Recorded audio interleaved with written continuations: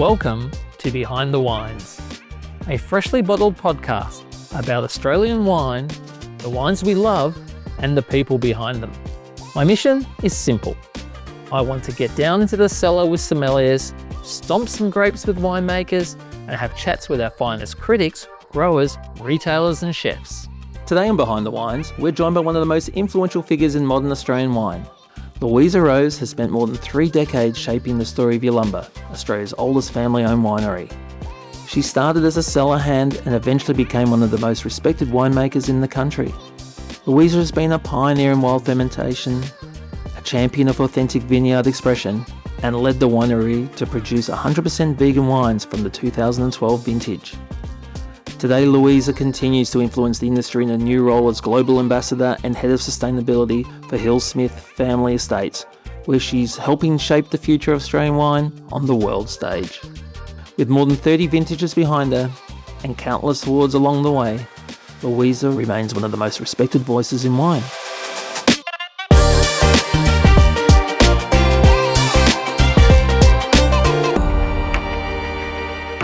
Welcome to Behind the Wines, Louisa. Thank you very much. You grew up helping in your family vineyard in the Yarra Valley. Was there a moment when you realised wine could become a career rather than just part of the family life? Yeah, quite early, probably my first couple of years of high school, not really understanding exactly what a winemaker did, but knowing that there needed to be science, and I loved science. And I loved being on the vineyard and following nature and doing the things that nature needed in the various seasons. So I had an idea, a plan. I think I had a plan to be a winemaker, probably from year 11, or even earlier, probably from year 7, really. Yeah, that was always the plan, and the plan, of course, meant that when I finished school at 17, I wasn't old enough to drive to South Australia to study wine, so the plan included a science degree at Melbourne University first. So you actually studied physics before becoming a winemaker. Do you think that scientific mindset still shapes how you approach winemaking today? It absolutely does, and we often talk about winemakers, being somewhere on the continuum of, between a pure artist and a pure scientist, and I'm definitely up the scientist end. But, a love of science and an understanding of the science of wine means that in many ways it's actually easy to break the rules because you really understand what's going on. When I say break the rules, for example, we do a lot of work with wild ferments, just using the yeast that naturally come in on the grapes to do the fermentation for us. Now, if we didn't have a really good understanding of what was going on and what those yeasts were and how they were interacting, things could potentially go off the rails. So we need to understand right down to the microbiological level what's going on. So you started at Yalumba as a cellar hand back in 1992, and you never really left. What was it about the place or culture that made you stay? Look, I think the Hillsmith family, who own Yalumba and beautiful vineyards and brands, is the oldest family-owned winery in Australia. This year they'll clock up 177 years, and king with Robert Hillsmith, who's the 5th generation, and more recently his daughters. It's an incredibly supportive environment, and people come there and they literally work their whole working lives there. And it's often local families that have worked generations of that family for the generations of the Hillsmith family. You work there and you work hard, but you feel like you're appreciated and you feel like you're making a difference. And it doesn't matter to be in the vineyards or in the bottling line or in the accountants or in the winemaking team. That feeling of being important and contributing is something that keeps a lot of us there for a long time. And as you stated, Yalumba is one of Australia's most historic wineries. How do you balance respect for tradition with the need to innovate?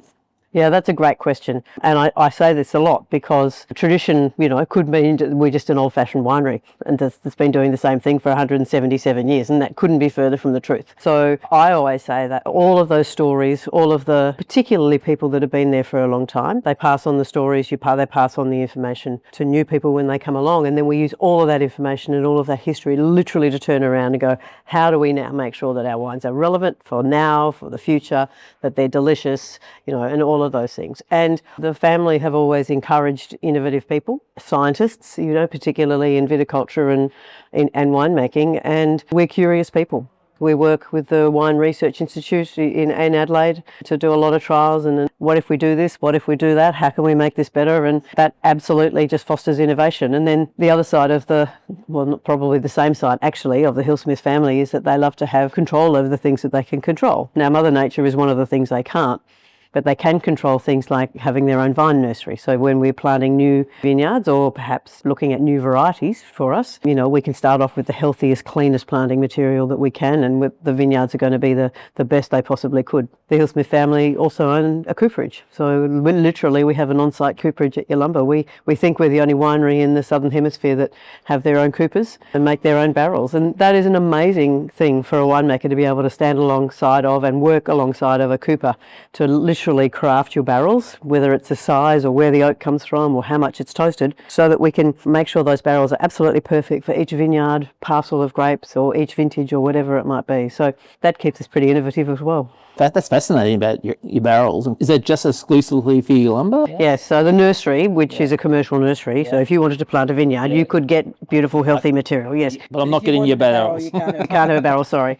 Unless when we have the barrels finish their life, and that can be really long time, because we don't always want barrels. We often don't want just new oak barrels. We want those beautiful aging vessels as well. But we do sell off the second-hand barrels, so maybe if you want an old barrel, we could help you out. Well, that's good to know. So you've become globally known for your work with Vineyard and Eden Valley Riesling. What drew you to those varieties in particular? My parents, they were keen wine drinkers, but particularly Riesling, and it's something that I've loved before I got to Yalumba. Quite the opposite when I got to Yalumba and met Viognier as a variety. I'd never heard of it, even though I'd been studying it probably one of the greatest wine schools in the world. It was still that rare. When Yalumba planted it in 1980, we think there were 11 hectares in the world. So the opportunity to work with two varieties that in so many ways are quite opposite. Riesling, it's got a very long history, back to 1847 in the Eden Valley, Viognier only 1980. And so Riesling, it's been that caretaking and carrying on of the style, proving it along the way as well, but not changing it too much, whereas the Viognier has literally been, what are we going to create out of these grapes? What does a great Viognier look like in the Eden Valley? And that's been an amazing journey. Yeah, because Viognier wasn't always as widely embraced as in Australia as it is now. Did you ever have moments that you thought this might not work? No. But it has been a long journey and continues to be a long journey, actually, talking to people, and I'm constantly meeting people that have never tried Viognier, and so you want them to try a glass and maybe fall in love with it and think about how that wine might become part of their memories, and whether it's food, wine, family or friends, which is obviously where we want our wines to be part of. But Viognier is still, you might think it's well known, it's still really quite small in Australia. Probably a little bit more understood around the world, but as I say, when there's only 11 hectares, the variety is almost extinct. It does take a long time to teach the world about it. I guess my real introduction really through it was in Clonakilla. Yes, yep. With the Shiraz Viognier, which is one of my favourite wines, and I find that really softens that wine. And yeah, it's really interesting, Viognier, because it's in many ways it is. Even as a white wine, it's got a lot of red wineness about it. It's, again, very the opposite of Riesling. Viognier is low in acidity, it's high in pH. Its structure relies on quite a lot of tannins from the skins to give it the length and the freshness on the palate. And because of that, and that phenolic or that tannin component of the grapes, when you put a little bit in with Shiraz, those tannins from the white skins bind up with the tannins from the red skins, even when it's only a couple of % of white, but they still make a difference to the structure, to the colour. Counterintuitively, Shiraz Viogniers are usually redder and more stable red than just the red would have on its own, which doesn't make logical sense. Well, that's how the science works. But yeah, it also gives this lovely sort of softness and velvet sort of texture. And Kirk family at Clonakilla, certainly, rightly so, are the leaders in that Shiraz Viognier style. You mentioned before, but you've long championed wild fermentation and natural expression in winemaking. What do you think these approaches reveal about a vineyard that a more controlled methods might hide? Well, I think when we're looking at what does terroir mean, what is a place, a particular place where a vineyard is, how can you make that place really sing and talk, rather than just making a wine that could come from anywhere? Obviously we talk about the aspect and the weather and the soils and all those things being important, but if you think about the natural microflora of a vineyard, particularly if it's a really healthy biodiverse vineyard, and that's something that we spend a lot of time as viticulturalists aiming for in our vineyards. But those yeast, there's hundreds and hundreds of different yeast and bacteria that naturally just come in on the grapes, and they're quite specific, or that population is quite specific to that vineyard. So over the hill, you might have a similar population, but it'll be a bit different. And then the next region might have quite a different population. So it really is a great expression of that place. And when you have a really healthy biodiverse vineyard, you then have a very healthy collection of wild yeast and bacteria, which means actually, you talked about the more controlled ways. In actual fact, when those yeast are healthy, they're just as easy to control, and sometimes more so than the more traditional way of cultivating a yeast and just adding one yeast culture, which is millions and millions of cells that are all exactly the same. So Yalumba moved to producing 100% vegan wines from 2012, something that was ahead of its time. What drove that decision? So in wine, what could make it not vegan are things like adding a little bit of milk or something like gelatin or something, which we call fining. And those products which come from animals, help to smooth out the wine. And I always think about them as a bit like having an eraser in your pencil case. You don't quite get it right if you extract a little bit too much of the tannin out of the skins, well, you can always sort of rub them out a bit or, add these fining agents. And we didn't use those animal-based fining agents in many of our wines anyway, pre-2012, but we made the decision to just stop using those things, not because they were animal products per se, but because they were not only taking out the tannins and things, but they're also stripping out a lot of flavour. They're not very selective. When you put something like in milk, would just absorb all sorts of things, and that's why we use it often in cooking to do exactly that. So we just thought we were making better wines without adding these fining agents. So it wasn't, okay, we want to make wines for vegans. It was a case of we actually want to make wines with more flavour and more texture, and all that work we've done in the vineyards and the winery, let's let all that express itself in the wines. And then it turned out that they were vegan, which is a word we weren't even using. And it was only when I got a questionnaire from a supermarket in the UK, and it was obviously the same questionnaire they sent, people that made chips or any other food. There are all these questions, and one of them is this suitable for vegans and is this suitable for vegetarians? I go, well, yes, I suppose it is, and I suppose it is. And then all of a sudden they were advertising that, and then we started getting letters from, must have been just about every vegan in the world, I think, saying, thank you for making wines for us. We feel going, yeah, no problem, it's fantastic. I'm really glad that we think we're making better wines and they're actually appealing to a group of people that we really hadn't even thought about. So yeah, sometimes those things are quite fortuitous. Yeah, how funny. You don't really get that in the research when I was looking into that sort of question. And no, but then we did start to talk about it, right? And said, okay, well, if it is something, then let's actually put it on the label, which we started doing in small font, suitable for vegans or vegan friendly or whatever that terminology was that we were using on different wines. And we got for quite a while, we had some really positive reactions. Now, it's very common now. It's not just one winery that are doing it, and your chances of picking up a wine that's not vegan friendly is probably unlikely. Yeah, but it's nice that yeah, you're an accidental champion. Absolutely. Yeah, no, and I think that's right. And then just in the pursuit of wanting to make more tasty wines. And that should be what drives all winemakers, really. Well, I think that's right. Exactly. So in 2023, you moved into the role of Head of Sustainability and a Global Ambassador. What does sustainability actually look like in a winery today? Oh, look, sustainability encompasses just about everything. And in fact, I often say to people, if we can't talk about something that you're doing in your part of the business in that holistic sustainability discussion, then we probably shouldn't be doing it, because it covers all the social things. So we have a sustainability charter, if you like, with 5 pillars. And we have one of those pillars is a thriving workforce. And that's about looking after your people and making sure, all of everything from sort of modern slavery or making sure you're not encouraging modern slavery, to get lunches for the team every now and again to sort of celebrate. It's we have another pillar called prosperous community, and that is about community, but lots of communities in the wine industry that we can support. The local community of the Barossa, where the family sponsor, sports and arts and artists, but it also can mean the wider wine community, where many of us are encouraged to become part of industry boards and associations where we can give back to the wider industry, whether it's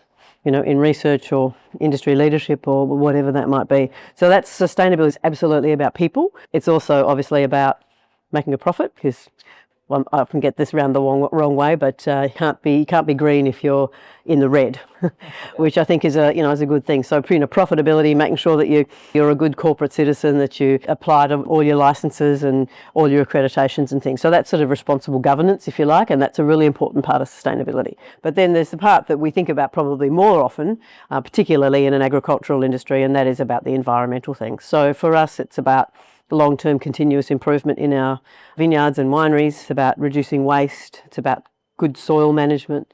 We're also really focused on holistic sustainability within our vineyards, and I've already mentioned biodiversity and wild yeast, but we really actively encourage biodiversity into our vineyards to the point that for every hectare of vineyard that we own, we have at least 1 hectare within and around our vineyards. So that's for every hectare of vineyard that we own, we have at least 1 hectare of native vegetation within and around our vineyards. And that encourages, biodiversity from the furry and the feathered to the scaly to the creepy to the crawly to the microscopic. And when you have that real healthy biodiversity, you also have a lot less need to go in and intervene, because if there's a few caterpillars out there, there's always going to be a bird or a spider or a native wasp that's going to be predating on caterpillars, and we don't need to go in and spray a chemical because nature is just keeping that in balance. So that's a really important part. We are also members of the International Wineries for Climate Action, and that is a very singular focused organisation, and as the name might suggest, an international organisation. There's about over 170 wineries in it now from 15 countries, and it covers 3.5% of global wine production. And we are all about decarbonising, and we're lined up with the United Nations Race to Zero campaign. We are committed, each individual business that's a member is committed to reducing their carbon emissions by 50% by 2030 and net zero by 2050. And that's across all our scopes. So scope 1 and 2, which are the things that you can control and your electricity, and the things that you do. And then scope 3, which is all of your supply chain and all of the carbon emissions associated with your supply chain, which in wine is about 80% of our carbon emissions. So it's a big undertaking, but it's something that we're very focused on and very proud of. The fact we're at 41%, lower than we were when we started, and we've got lots of projects in place where we're pretty confident that we'll get to the 50% by 2030, and we'll keep going after that. Sounds like to make a real change, we kind of need electric trucks. You're absolutely correct. So until transport, trucks, boats, trains probably a better example of where it can be, but they have to be carbon neutral, whether it's electric, whether it's hydrogen fueled, whether it's something. And for a lot of, transport for us is about 20% of our scope 3. So it's a huge part of it. Things will become more efficient, but until we have that technology where all of a sudden the ships are on green methane, or they've got sails or whatever it might be, we won't get there. The other really large part of our footprint in scope 3 is glass, and the manufacture of glass, and then and obviously the transport of glass. There's light weighting a lot of our bottles so that they're getting lighter, so less glass to transport around, but also less energy to make that glass. Recycling of glass, using more recycled glass rather than melting sand needs less energy. But until we get glass furnaces that are not using gas, we won't get that down. But that's, there's projects in Europe happening already about zero emission glass and using hydrogen and green methanes and things like that. So again, we need a bit of a technological breakthrough, but that will happen. Really confident that there's some really clever young people out there studying engineering and science and things like that who will make those discoveries, and then all of a sudden we'll have step changes towards carbon neutral. And I guess if you're taking lead in the wine industry, you can be a champion for other agricultural industries as well. I think that's really important, and I say this quite often, and it sounds a bit doom and gloomy, but it's really important that wine industry is seen to be at the forefront of doing the right thing as far as sustainability goes, because we are a luxury product. Now, I say this and people say, no, that's not true. But we actually don't need wine in our lives. We do need to eat. We do need to drink. People need to be healthy and have a good lifestyle. And if there's going to be a place for wine in any shape or form, and vineyards using land and resources in this 2050 year that we're all aiming towards, then we have to have led not just the wine industry, but other agricultural industries into really good habits as well. So I think you just touched on it. Australian wine is facing a lot of change. Climates, markets, consumer habits. What gives you the most optimism for the next generation of Australian wine? Optimism. That's a good question. I think that as long as winemakers and wine businesses continue to make wines that are delicious and that go with food and that have a story about place and about nature, then I think that's always going to be appealing to a certain part of the population. I don't think that there's going to be as much wine and probably alcohol in general drunk around the world into the future as there might have been in the past. But that's okay. That's just a bit of that's a recalibration and a correction, sorry. But I do think that as a part of people's lifestyle, as something that helps to create great memories with food and with wine and with people and with family and friends, then wine will always have a place there, if in fact it does have a social license for being there. That's something to consider. I know you say it's luxury, but I find it essential. I know, you see, and everyone always says that to me, it's essential. But 2050, there's going to be another 2 billion people on this planet, according to the United Nations. And I don't want to be drinking wine in 2050 at the expense of people that literally haven't got enough water and food to have a lifestyle as well. So, yeah, and then when I was saying that, I was, I know, I was being, and we're all a bit like that. We're all a bit like that. I can't imagine not having wine in my life either. So you've worked more than 30 vintages now. When you look back, what moment in your career stands out as the most meaningful?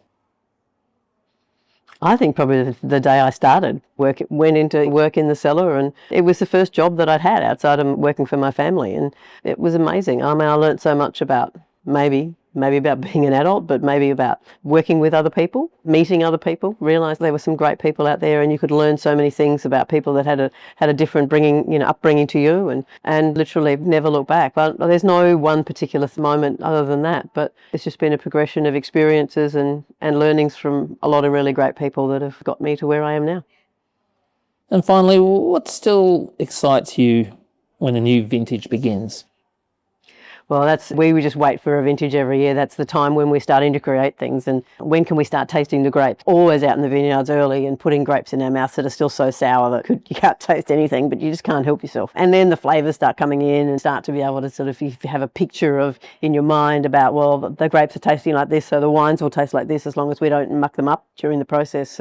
And then all of a sudden you're into vintage and there's no more philosophising. You're just getting in there and doing it. And a lot of it's habit, but every vintage is different. So you have to make different decisions. And that's the whole thing about being a winemaker. It's that risk management, and it's that being on your toes and making the best of each season. It's been really nice reflecting on what you've been saying today. But before we go, I have a segment I like to call Glass Half Full, where I ask you some short rapid fire questions. Okay. No need to think about it.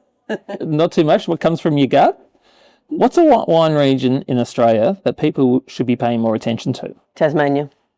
If you weren't working in wine, what do you think you'd be doing? I'd be studying theoretical physics. What's the most memorable bottle of wine you've ever opened, and who are you with? The most memorable bottle that I've ever partaken in drinking, which I did not open, was a 1784 Shadowy Chem at a charity dinner just out of Toronto. And it was a man with this amazing wine collection, and I don't know how much he paid for this at auction, but apparently it was one of the highest priced bottles of wine that had ever been bought at auction at the time. And just to have a taste of wine that was that old was just unbelievable, and still tasted amazing. So Shadowy Chem, being a sweet wine, it was preserved by that sugar. It had age, but it was so lively as well. So that's the most memorable bottle of wine that I've ever had. Yeah, I think that's going to be hard to top that one, that top one, and I'll add it to my list, but I'm not sure I'm going to get there. I'm not sure there's another bottle of it still in existence. Yeah. So that literally was a pinch me moment in wine. You don't ever expect to see a wine like that. And well deserved to you. What's a wine variety you think deserves a lot more love than it gets? Viognier. What's the most unusual place you've ever enjoyed a great glass of wine? Well, we always say there's a wine for every occasion. Be that, on a picnic but I haven't climbed Mount Everest with a bottle of wine or done anything like that, but probably nothing particularly unusual. We did take wine on our Kimberley trip, and where there was no glass allowed, so we decanted our wine out of glass and put it into the wine bladders, like the cask wine bladders. So people thought we were drinking bag and box wine. Actually, we were drinking a lot better, there were a lot higher priced wines than that. Well, that sounds innovative, at least. That's because we couldn't do 2 weeks without having a glass of wine. Your favourite food and wine pairing, in your opinion? Well, I'm going to give you a Viognier wine pairing, and there's two parts to this question. One is that I actually literally think Viognier is one of the greatest food wines and can literally go with anything, whether it be a spicy curry or a big rich red steak. But I do love a lovely sort of spicy Moroccan tagine with Viognier. Oh, that sounds lovely. What's something about the wine world that still surprises you, even after all these years? I think what surprises me about, and continues to amaze me about wine, is that there is a place for thousands and thousands and thousands of different wines made from really big producers, tiny little producers. They can be literally on the shelf or on the restaurant list next to them, and somehow or other there's a place for all of those. And there's not that many foods and other commodities that can have that huge range of choice where that many people can survive. I mean, you don't need too many brands of tinned tomatoes, do you? No. No. And cheese is probably the closest one that I can sort of think of. But it is truly amazing how so many different wine producers, wine regions, wine countries can all exist in this beautiful world of wine. What's a small moment in the vineyard or winery that still gives you joy every vintage? Walking through the vineyard and tasting the grapes and going, they taste just like that wine's going to taste, they're ready to pick. And when you're completely off duty, no judging, no travel, no events, what's the simple glass of wine you reach for at home? An Eden Valley Riesling. It's where you started and you go, it's funny. Louisa, thank you for sharing your story, your philosophy and the work you're doing to help guide a more sustainable future for wine. And it's been a real pleasure talking to you. It's been an absolute pleasure. Thank you very much. And a special thanks goes to you, our listeners. And if you've enjoyed this episode, please subscribe to the podcast, leave a review, and share with your family, friends, and fellow wine lovers. And don't forget to visit our website for exclusive offers and the special wine tastings at Leroy in Bay Street, Brighton, for those you'll not want to miss.